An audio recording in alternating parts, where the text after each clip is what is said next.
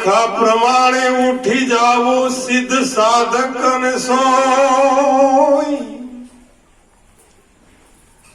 અજો ભણે આમાં આત્મા કાયાથી અમર રહ્યો નથી કોઈ ઈશાન વિદ્યાન તપોન દાનમ ईशान विद्यान तपोन दानम न शीलम न गुणम न कर्मम न धर्मम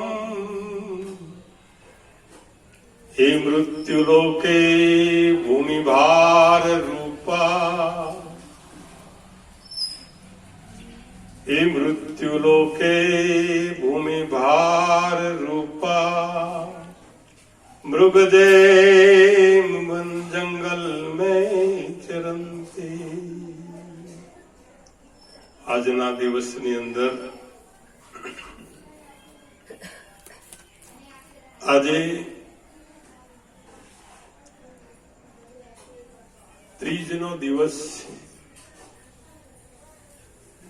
કે બીજ છે બીજ છે બીજ અને બીજના દિવસે કોરજીભાઈ આપણા કરશનભાઈ બંને ભાઈઓ એમનો દિવાળી પહેલા જે શરીર છોડી દીધું નિર્વાણ થયા એમની આજે તિથિ ઉજવવા માટે આપણે ભેળા થયા છીએ. ધન છે સગા સંબંધીને, ધન છે એમના પુત્રોને, ધન છે એમના જે અહીંયા પધારેલા પ્રેમી ભક્તજનોને. કારણ કે બીજ તણું છે નામ ગુણથી થાય છે વધારો. આ શરીર એક બીજથી ઉત્પન્ન થયું છે. માતાના અને પિતાના પૂર્ણ થકી આ એક શરીરનું ઉપાદાન કારણ બન્યું છે.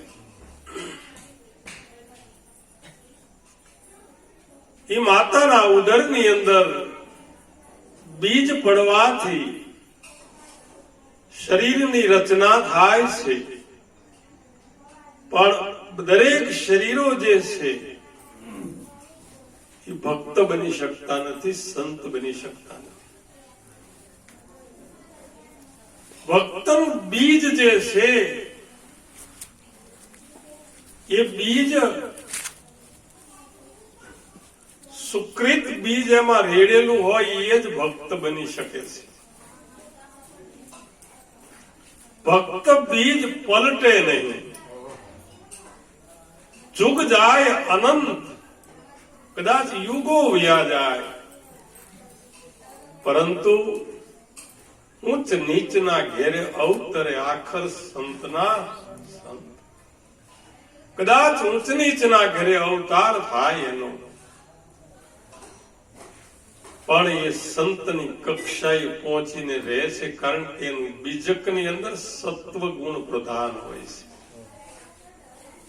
માતાના અને પિતાના પૂર્ણ થકી મળેલો આ શરીર એ બીજ તણું છે. નામ ગુણથી થાય છે વધારો. આપણા ત્રણે ત્રણ ગુણથી આ શરીરનો વધઘટ થાય છે. મદાલસાના બાળકને કહે છે કે કુંવર પારણીએ ઝુલાવે માતા મદાલસા. ગાવે છે હાલરડામાં અભેદ આતમ રામ. કુંવર પારણીએ ઝુલાવે છે માતા મદાલસા. વધે ઘટે છે આ પ્રાણીઓ, એને અન્ન જળનો છે આહાર. આ શરીરને અન્ન મળવાથી, જળ મળવાથી 5.5 ફૂટનું શરીર બને છે. તો વધે ઘટે છે આ પ્રાણીઓ, અન્ન જળનો આહાર. એમ તમે વધતા કે ઘટતા નથી. અંદર રહેલું જે ચૈતન્ય તત્વ જેને આપણે ગીતામાં આત્મા કીધો, નિરાંત મહારાજે જેને નામ કીધું, મીરાબાઈએ જેને રમકડું કીધું, વેકરણ કાપડીએ જેને જી નામ કીધું, કોઈએ ચરખો કીધો, કોઈ જંતરી કીધી, કે કોઈ ઓહંગ કીધો, કોઈ સોહંગ કીધો, પણ એક જ ભાષા, એક જ ભૂમિ, ભાષા દૂજી, ભૂમિ એક જ છે. પછી તમે કલકત્તા જાઓ, મદ્રાસ જાઓ, અમેરિકા જાઓ, ભાષા જુદી જુદી હોય, પણ જમીનમાં કોઈ ફેરફાર થતો નથી. એક જ ભૂમિ, ભાષા દૂજી, દેખો દેશ વિદેશા. તમે દેશ વિદેશ જાઓ, પણ ભાષાને શું વળગે ભૂર, રણમાં જીતે ને ઈ મોટો સુરવીર. કોઈ બાળક હિન્દુનો હોય, પારસીનો હોય, યહૂદીનો હોય, ખ્રિસ્તીનો હોય, એ કોઈ બાળક ભાષામાં રોતો નથી. દરેકની ભાષા રોવાની એક જ હોય છે. એ ઓમકારનો નાદ કરે છે, અને ઓમકાર જે છે એ આપણું શરીર છે. એ ઓમકાર ફાટી નવખંડ ભયા, રસ્તા દિયા ભુલાય, કહે કબીર ધર્મદાસ કો હંસા કોણ કર જય સમાય. ધર્મદાસ ને કબીર કહે છે કે હંસ જે આવ્યો છે એ કઈ જગ્યાએ સમાય છે એનું સદગુરુ સરનામું આપે છે. અને એ જો સરનામું મેળવવું હોય તો મનુષ્યનું મને તમને શરીર મળ્યું છે. વારે વારે અવસર નહીં મળે, તમે ભજન હવાયા કરજો મારા વીરા. ધન તો અખૂટ ભંડાર ભરાવી દીધો, પુત્રો પત્નીઓ ઘેર લાવી દીધા, દીકરીઓ વળાવી દીધી, હજી ભજન કરવાની ઈચ્છા થતી નથી, સત્સંગમાં જવાની ભાવના થતી નથી. હે જીવ, તારા માથે નગારા મોત ના વાગે છે. સત સાહેબ કા સુમિરન કરી લે, ચેત ચેત નર નારી, હરદમ દોરી તારી કાળ હલાવે છે.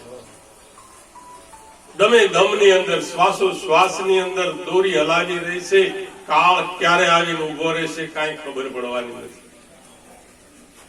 સત સાહેબ કા સુમિરન કરી લે, ચેત ચેત નર નારી, હરદમ દોરી કાળ હલાવે ને પલમાં લેગો મારી. એક પલકની અંદર આ મૃત્યુને ભેટતા વાર લાગતી નથી મારા વીરા. ઘડી પલક કી ખબર નથી અને કરે છો કાલ કી બાત. આ જીવ ઉપર જમણા ફરે જેમ તેતરની ઉપર બાજ, તેતર ઉપર જેમ બાજ તરાપ મારીને બેઠો હોય એમ આપણી માથે કાળ સવાર થઈને બેઠો છે. ચોટલી જાલી, મોટા મોટા શુરવીર હતા, એને કાળે નાખ્યા ચાવી. મોટા મોટા મહિપતિઓ હતા, છત્રપતિઓ હતા, મોટા મોટા રજવાડા લઈને બેઠેલા. આપણી પાસે તો 12 ભાગ 15 નો ગાળો જ છે, પણ જેના ઘરે નોબત વાગતી 36 હતા જ્યાં રાગ, આજે ખાલી થઈને ખંડેર પીડ્યા છે. જ્યાં કાળા ઉડે છે, કાગડા ઉડે છે. જ્યાં જયપુર નો મેર 3.5 કિલોમીટર નો રાજાએ બનાવેલો છે. તમે જાઓ તો ભૂલા પડી જાઓ, પણ એની અંદર અત્યારે શિયાળ બોલે છે, કાગડા બોલે છે, માણા નથી રહેતા. સત સાહેબ કા સુમિરન કરી લે, ચેત ચેત નર નારી, હરદમ દોરી કાળ હલાવે ને પલમાં લેગો તને મારી. ઘડી પલક કા નહીં ભરોસા, એક ઘડીનો ભરોસો નથી. એવો આ કોરાના કાળની અંદર કેવો રોગ આવ્યો છે. એક સ્પર્શ કરવાથી રોગ આપણા ભીતરની અંદર બેહી જાય છે. વ્યક્તિ વ્યક્તિને સ્પર્શ નથી કરી શકતો, મળી શકતો નથી, પણ જો સદગુરુનો એક શબ્દ જો સ્પર્શ કરી જાય તો બેડો પાર થઈ જાય છે. एक शब्द तो ऐसा आया सासू બે લડી એક શબ્દથી સાસુ અને વહુનું લડવાનું થાય છે, ભાઈ ભાઈનું લડવાનું થાય છે, પાડોશી પાડોશીનું લડવાનું થાય છે। एक शब्द तो ऐसा आया सासू वहू બે લડી, एक शब्द तो ऐसा आया सुनता सन्मुख खड़ी, शब्द में जिनको खबरा पड़ी, नींद नहीं पल घड़ी, शब्द में जिनको खबरा पड़ी। आज एक भगत आया था, बैठा से कीधु के महाराज अमारी वाणी तूटे से तमारी तूटती नहीं, एनु कारण शुं छे? बैठा से તૂટવાનું કારણ એક જ છે કે ભીતરમાંથી આવક નથી। સદગુરુ તરફથી જેને લક્ષ્ય મળી ગયું હોય અને અલક્ષ્યમાં જેનું ચિત્ત લાગી ગયું હોય એની હરવાણી છે ને દુકાળમાં ડૂબતી નથી। સરવાણી સાચી હોય તો દુકાળે ડૂકે નહીં, પણ ભીતર નો ભીંજાય પાણા અને ભેખું નો દૂજે ભેરિયા, એની ભેખું દૂજતી નથી। આપણને એમ થાય કે આપણને સત્સંગ યાદ કેમ રહેતો નથી? બધું યાદ રહે છે, પણ સત્સંગ અમને યાદ રહેતો, ભજન યાદ રહે। આજે 8 મહિનાથી આ બેઠા છીએ, કોઈ ભક્ત એવો નથી શુરવીર કે જેને ભજન પાકું કર્યું।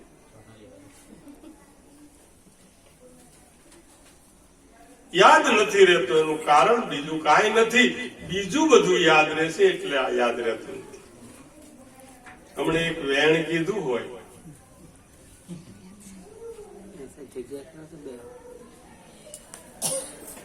एक वेण जो कीधु होय तो तरत आपने याद रही जाए। तो घड़ी पलक का नहीं भरोसा, दिल में देखो विचारी, मनुष्य तेरी आतशबाजी, जेम फटाकड़ा फूटे जेम केम आकाश में विलीन थई जाय छे, एम आ पंचभूतनु शरीर एक वखत विलीन थई जवानुं छे, लय थई जवानुं छे। घड़ी पलक का नहीं भरोसा, दिल में देख विचारी, मनुष्य तेरी आतशबाजी અને જરા પલીતા ધારી, સાહેબ કા સુમિરન કરી લેને નર નારી। જેમ દારૂ ભળ્યો હોય અને બંદૂક માંથી ગોળી છૂટી જાય, એમ આ માતાના ઉદર માંથી ગોળી છૂટી ગયેલું શરીર એક વખત નાશવંત થઈ જવાનું છે। નાશવંત નો નેડો મૂકી સંત શરણાગત રહીએ, પણ મૂર્ખના માનામાં ન આવે, માને ને એને કહીએ। આપણે માને ને એને કહેવાય, બધા એને કહેવાય નહીં। તો મહાપુરુષોએ વાત કરી કે ઘડી પલક કા નહીં ભરોસા, દિલમાં દેખ વિચારી, મનુષ્ય તેરી આતશબાજી, જરા પલીતા જારી। जैसो सपनो है मधराती, ऐसो है ऐसो खेल संसारी। जेम सपनो आवे रात्रे અને એ સપનું જાગી જાય એટલે ખોટું પડી જાય છે। રાતમાં સપનામાં મળેલો સિંહ રાત્રિની અંદર આપણે બીમાર પડેલા હોય તો સવારમાં ઉઠીને ડોક્ટરને ત્યાં દવા કરાવવા જતા નથી, ખબર છે કે ખોટું છે। હે રામ, વશિષ્ઠ મહારાજ કહે છે કે હે રામ, સપનામાં જે ભિખારી થયો હોય એ જાગ્રતમાં જો ધનવાન હોય તો એ ભિખારી રહેતો નથી। એમ હે રામ, જ્યારે આપણને ખ્યાલ આવી જાય, હાલો હાલો કે આ સપનું બરાબર છે, હાલો, અને એ સપનાની બાજી જાગ્રત થતા રહેતી નથી। ઘણી વાર એક દ્રષ્ટાંત આપું છું। એક ફેમિલી બહારગામ જવાના હતા 2 વાગ્યા સુધી એમને સામાન પેક કર્યો. એટલે એમના ધર્મપત્ની હતા સુશીલ, એટલે એના પતિ એના સ્વામીનાથને કીધું કે તમે સુઈ જાઓ, આપણે 4 વાગે જવાના છીએ, એટલે હું બીજું બધું કામ કરીશ, પણ તમે થોડોક આરામ કરી લો. 2 વાગે એમના સ્વામીનાથ પતિ સુઈ ગયા છે. ઘસઘસાટ ઊંઘ્યા છે. હિતા નામની નાડી શરૂ થઈ છે. આપણી જયારે હિતા નામની નાડી ગળામાં આવે એ શરૂ થાય એટલે સપનું શરૂ થાય છે. સપનું શરૂ થયું, એક જણાનું ખૂન કરી નાખ્યું છે. કોર્ટમાં કેસ ચાલ્યો છે, 20 વર્ષની સજા પડી છે. જેલની અંદર પાછો બીજો ગુનો કર્યો, બીજા કેદી હતા એને માર્યા. એટલે જેલરે એને હુકમ કર્યો કે આમને સજા કરો 7 કોયડા.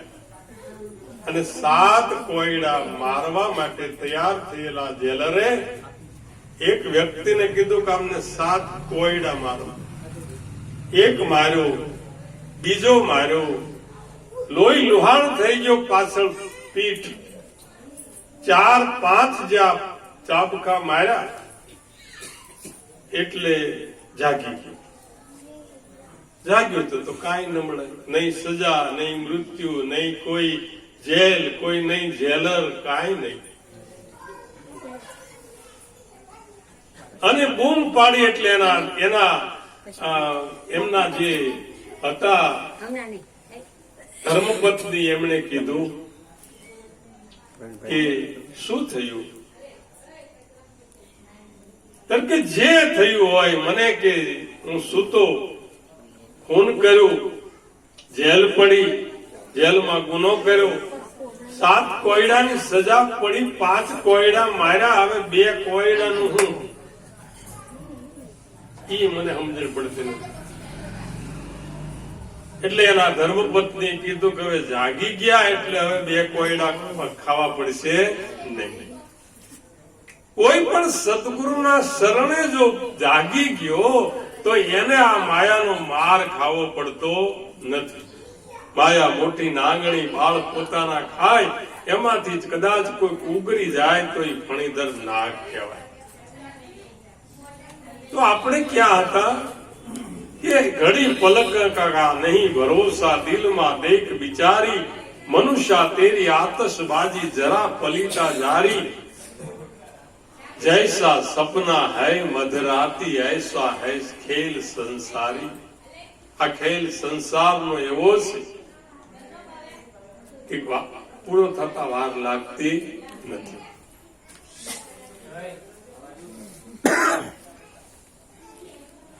તો આજના દિવસે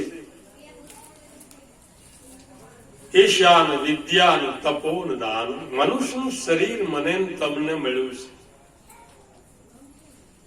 મહાપુરુષો વિનંતી કરે છે કે જેનામાં જ્ઞાન નથી, વિદ્યા નથી, ઈશાન વિદ્યા તપોન દાનમ, જેનામાં વિદ્યા નથી, જેનામાં તપ નથી, જેને દાન દેવાની શક્તિ હોવા છતાંય દેતા નથી, જેનું કર્મ શુદ્ધ નથી, જે ધર્મને અનુકૂળ અનુચરતો નથી, એ આ પૃથ્વી ઉપર મનુષ્ય નથી, હરણ સમાન છે, પશુ સમાન છે, ફરે છે ધરતી ઉપર અને ઘાસના ભોથા ઊંઘી ઊંઘીને પ્રાણ ત્યાગી દે છે, પણ પરમાત્માનું ભજન કરી શકતો નથી. જાગો લોકો મત સુવો, મત કરો નિંદ્રા સે પ્યાર, જૈસો સપનો રેન કો એમ હાલ્યો જાય છે સંસાર. મોટા મોટા મહીપતિ હતા, એના કાળે નાખ્યા છે ચાવી, જોરપતિનું જોર નો હાલ્યું. લઈ ગયા ચોટલી જાલી. સાચું માનજો, નીચે જાણજો, એક એક ઘડી લાખ લાખ રૂપિયાની વહી જાય છે. આપણને એમ થાય કાલનો સૂરજ ઉગે પણ આજનો વયો ગયો, એનું શું? કેવડી ખોટ. ઈ ખોટને આપણે હિસાબે કોઈ દિવસ કરતા નથી. કરજે સરવાળો તારા કર્મનો, લખજે તારા અનુભવના લેખ, અવિદ્યા ભરેલી તારી આંખડી અને દુનિયા આખીના જોયા દોષ. તે આખી દુનિયાના દોષ સિવાય બીજું કાંઈ જોયું નહીં. 105 વિદ્યાર્થીને ભણાવ્યા દ્રોણે અને છેવટે પરીક્ષા કરી કે મેં જે ભણતર કર્યું, મારું જીવન હોમી દીધું, એ લોકોમાં કઈક ગુણ આવ્યો કે નથી આવ્યો? અરે બાપ અરે 105 જણાને ઉભા રાખ્યા છે. સામે એક વૃક્ષ છે અને એક જ પ્રશ્ન પૂછે છે મહારાજ દ્રોણ. દુર્યોધન ને ઉભો કર્યો છે કે બેટા, આખી જિંદગી મેં તારા માટે ખર્ચી નાખી છે. આખી જિંદગી. દુર્યોધન નો દાખલો નથી. આપણા ગુરુ મહારાજે આપણી પાછળ આખી જિંદગી જો ખર્ચી નાખતા હોય અને જો આપણામાં કાંઈ ન આવે તો એમ માની લેવાનું કે કાં તો અમૃત મળ્યું છે પણ અમર થયો ને પીવાની જુગતી નો જાણે. અમૃત મળી ગયો પણ અમર ન થયો અને પીવાની જુગતી ન જાણી. કાં તો ભાગ બીજાનું મળ્યું, કાં ખોટી કમાણી. આપણી કમાણી કઈક ખોટી હોય હો, નહીતર એટલી મહેનત કરવા છતાંય દ્રોણ કે છે દુર્યોધન ને, તને શું દેખાય છે? કે મને બાપુ થળિયું દેખાય છે. શું દેખાય છે? થળ દેખાય છે. દુશાસન ને ઉભો કર્યો છે, કીધું શું દેખાય છે?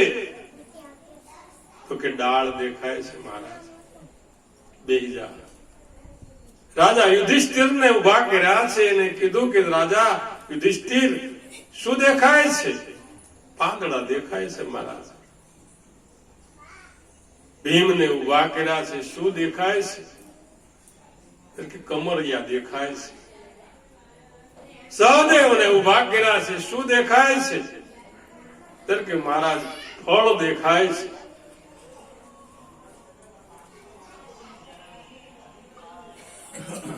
બધા 105 જણાને ઉભા કર્યા પણ 104 જણાને ઉભા કર્યા પણ ઝાડવાથી ફળથી બારા નીકળ્યા જ નહીં. દ્રોણ ને વિચાર આવ્યો કે મેં એટલું બધું યોગદાન આપ્યું ને આના જીવનમાં કાંઈ ફળ સુધી જ પહોંચ્યા, આગળ વધ્યા જ નહીં. એમ